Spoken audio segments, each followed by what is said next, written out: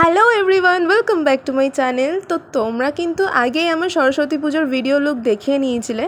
আমার মেকআপ ভিডিওর প্রত্যেকটা লুক তো আমি নিজেই ক্রিয়েট করি সব সময়, বাট এই সরস্বতী পূজায় যে মেকআপ লুকটা আমি করেছিলাম সেটা কিন্তু আমি নিজে করিনি, সেটা করে দিয়েছিল আমার বোন, মানে আমার মাসির মেয়ে।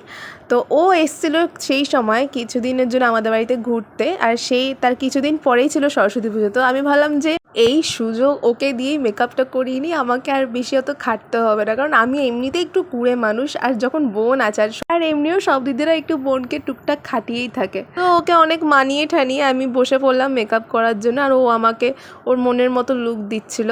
তো আমি তো বসে বসে অনেক বকবক বকবক করছিলাম ওর সাথে, আর ও তো মনে মনে ভাবছে যে मैं कहाँ फंस गई हूँ।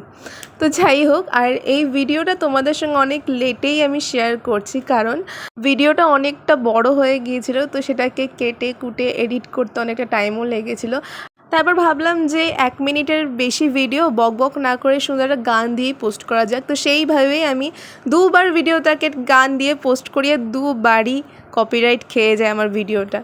তো শেষমেশ আমাকে সেই ভয়েস ওভারই দিতে হলো। একবার ভেবেছিলাম ভিডিওটা আর পোস্টই করবো না, এত কে বক করে, বাট তাও কিছু কিছু মোমেন্টস থাকে না দিদি বোনের, তো সেই জিনিসগুলো থেকে যায়। তো সেই জন্যই ভিডিওটা আরও বেশি করে পোস্ট করার, কারণ যখন আরও বয়স হবে তখন এই ভিডিওগুলো দেখতে খুব ভালো লাগবে। তো এই ছিল আমার আজকের লুক, এই ছিল আমার আজকের ভিডিও। তোমাদের যদি ভালো লেগে থাকে ভিডিওটাকে লাইক শেয়ার সাবস্ক্রাইব করে দিও। তো আজকের মতো টাটা।